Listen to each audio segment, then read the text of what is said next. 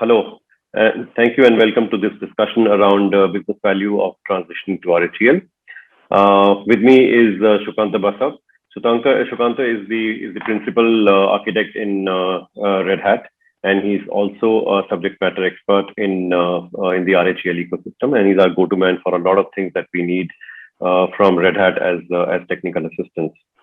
So there has been a lot of discussion, a lot of confusion, and a lot of worries around CentOS, or the Community Enterprise Operating System, as it was originally called.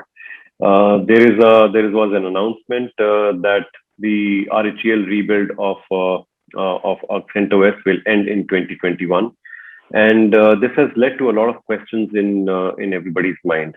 So we've got Sukanto from Red Hat to clarify a lot of things for us.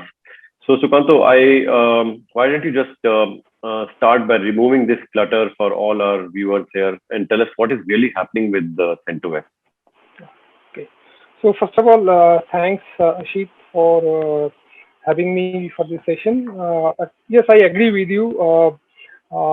With this announcement coming out, like there is end of life of CentOS Linux 8 is declared as December 2021, right? This has put a lot of customers into their their IT strategies into disruption actually. Okay, so but to answer this, we first need to understand the context behind it, why such kind of move has happened, right? So now if we look into the origin of CentOS, right? So CentOS is a downstream project of RHEL. Whereas that Fedora is the upstream project of RHEL, which means all the innovations that is happening for RHEL is happening on Fedora.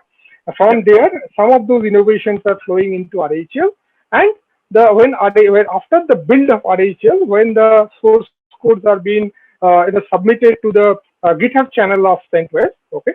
So the CentOS consortium, that the community around CentOS, they are extracting that code base from the GitHub, adding some links, value to it, and rebuilding it as a say the community supported RHEL's so community supported stream for innovations for the partners and customers, whoever is actually adapting it, right?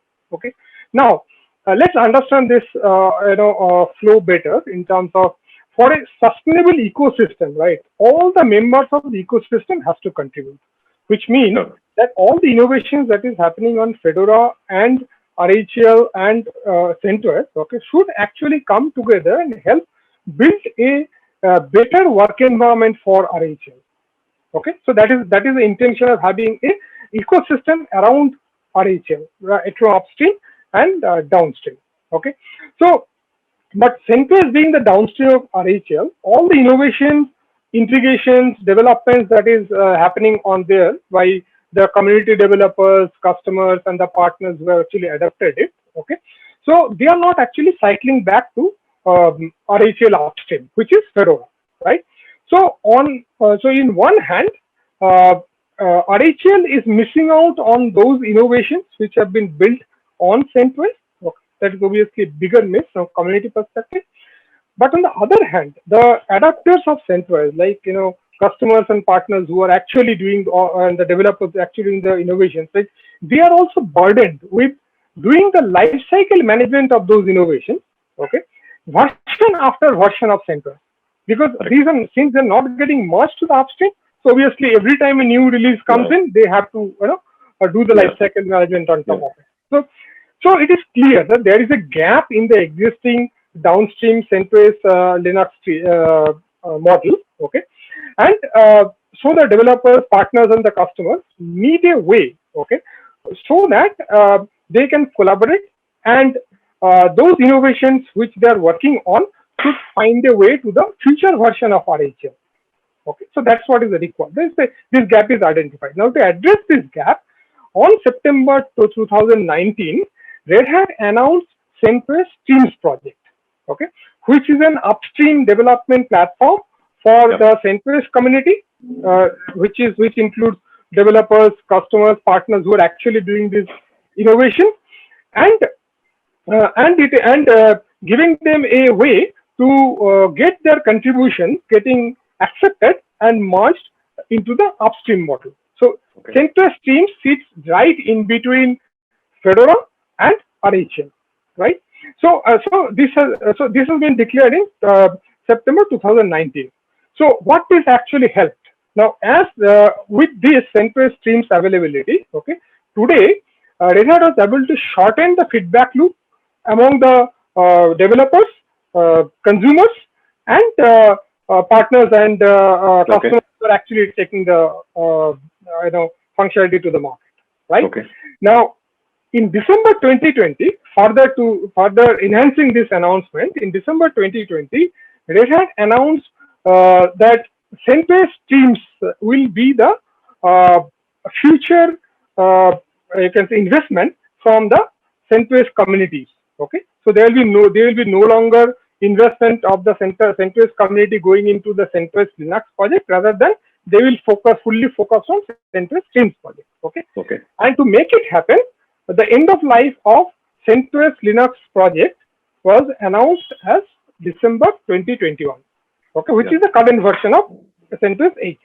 But the CentOS previous release of CentOS, which is CentOS Linux 7, still will be up to June 2024. Okay, which was the original schedule. Okay. Additionally, it also announced that the newer releases, will be under CentOS Streams project, and so the CentOS Streams 9 will be released in 2021, which has happened in this year, right? So that is what is the total, you can say the announcement is all about. And this particular initiative definitely brought in good amount of disruption with the CentOS community users, but it has also provided a very clear method for the broader community, including developers, partners, and customers, to contribute to enhance RHEL, in a right method. So that's it's a long answer, but it's the context around it. No, I think it actually removed the clutter which I requested you to do as a question. I think it's you've really clarified exactly what's happening and what's the background. So from here, Sukanta, then how can Red Hat help the existing users of CentOS? If you could give us some pointers around that. Yes. As we understand that, yes, this particular announcement and strategy has actually disrupted the IT initiatives of lot of customers who has adopted CentOS projects within their IT landscape, right? We understand that. Now, to help these organizations build a CentOS transition strategy, so we are not actually thinking about it as a replatform, because there is no value on just doing a replatform, right? So Red Hat has launched a CentOS to RHEL transition initiative, and under this program, there is a bunch of benefits that is getting delivered to the customers who are ready to adopt this program, right? The first thing is that the customers can today leverage Red Hat and ecosystem partners knowledge base, which is the consultant, solution architects that are there with Red Hat and the partner ecosystem. They can come together, work with the customer, help them build a best fit transition strategy. Target is to help these organizations adopt a future-ready business platform, with minimum disruption. So that is the number one benefit that they are going to get. Second, in the broadest ecosystem which is attached to RHEL today, now then will be available for the customers to select the right set of say development toolkits, build toolkits, ops toolkits, and obviously the business application, certified business applications for the customers to consume, right? Third is for the developer community within the customer organizations, right?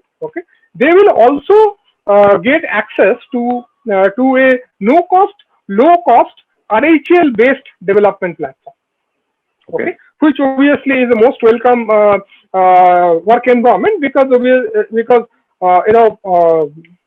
seeding of innovation and ideas happens on the during the development stage, which then flows into the production. Right? So this, and then obviously, as part of this project, they will have access to the CentOS to RHEL migration knowledge base. So there is a microsite that Red Hat has actually provided for that, with all the required documentation, videos, transition videos, everything is available to the customer to consume. Okay, and also a free toolkit for migration, which is called as Convert to RHEL. Okay, so if a customer has an in-house team which is competent to work on CentOS and RHEL work environment, it is just for them to go and download that free toolkit and move ahead with the transition strategy, right?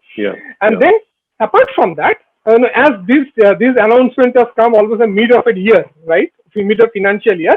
So what Red Hat also did, they have brought out some of the financial incentive as part of the package to the customer. Now there are multiple options available depending on what are those transition objectives customer is setting and the complexity of the environment that they're having. Okay, they can pick and choose the right fit for them. So this is how Red Hat has framed up this so-called CentOS to RHEL transition initiative, which is ready for customers to consume. Thank you. I think that again it's very encouraging for a lot of people who are on the CentOS platform, and there is a genuine programmatic approach which is coming from Red Hat around this. So thank you very much for clearing that up.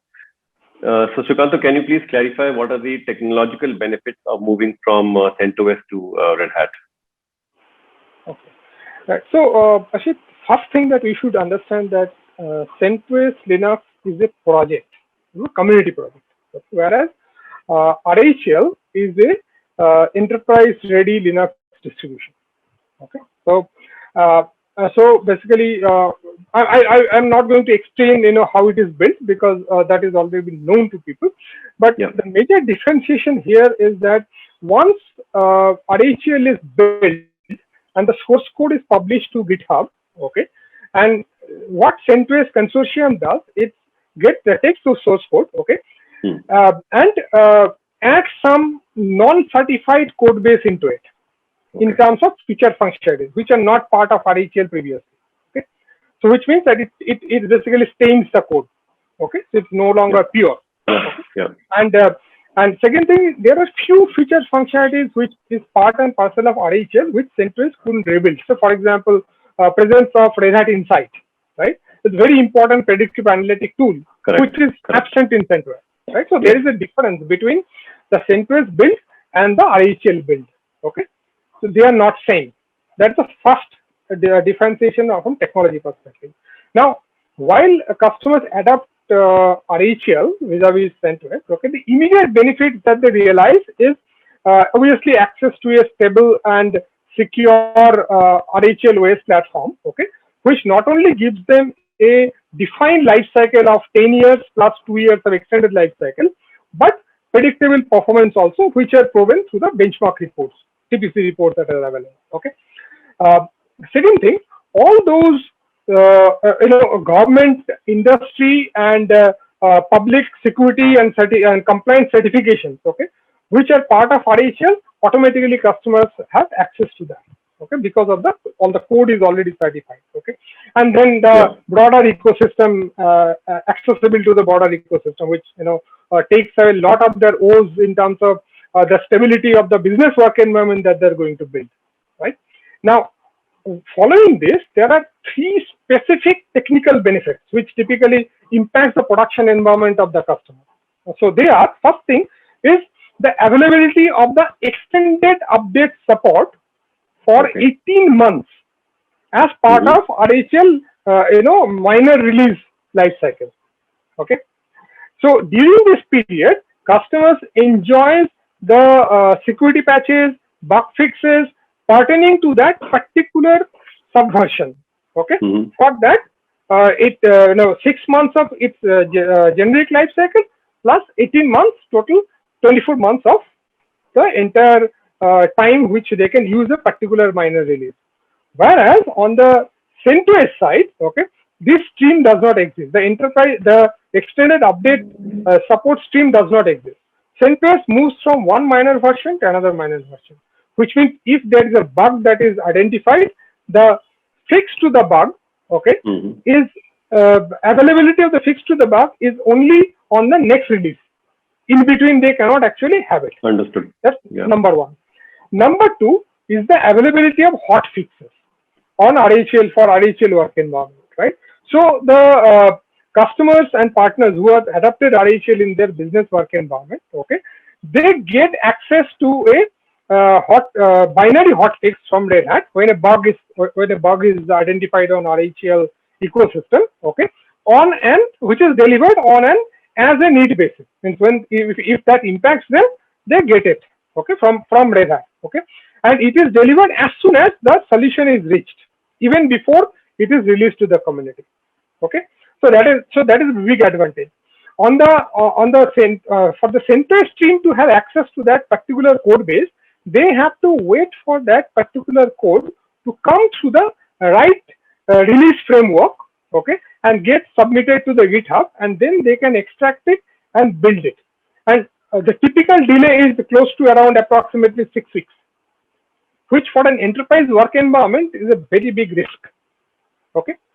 So this is the second one. The third one, which impacts the production work environment, is a kernel live patching. So this particular service is part of Red Hat kernel build process, okay. And this particular kernel live patching service stream does not exist for CentOS, okay. So these are the three topmost very technologically impacting benefits that a RHEL customers enjoy vis-a-vis a CentOS adapter. Thank you. Very insightful. I think the technical folks who are listening to this will really understand better and benefit from this. So, Sukhantu, one more question which I had. You've spoken about the technical benefits. So, from an organization perspective, what are the business benefits that our customers can avail of by moving from CentOS to RHEL? Okay. So let me put this response as we have learned from the customer. It's not just Red Hat vision, but as we have learned from the customer. So our experience of last almost a year or so working with the customer is that majority of the customers who have adopted CentOS earlier, right? So today they are expanding their CentOS transition project vision beyond OS platform replacement. Okay. And adapting or executing on use cases which delivers incremental value for their IT infrastructure. Yeah. Okay, and that can be like increasing operational efficiency overall for the data center or the IT landscape that they have across data centers, increasing in developer productivity. Okay, and lot many times we have seen customers talking about shifting away from reactive management, that is SOPs built around reacting to some major incidents happening in the data center, shifting away from that and adopting a predictive management framework based on and Red Hat Insight is one of the key instruments in fueling the thought process, right? Yes. Now, while they are actually thinking about this particular say expansion of their vision, right? Few common use cases we have seen that they always talk about. I'd like to share it with everybody. The topmost of that is adoption of a consistent operating environment across the entire life cycle environment that they have, starting from development to test to QA to pre-production to production.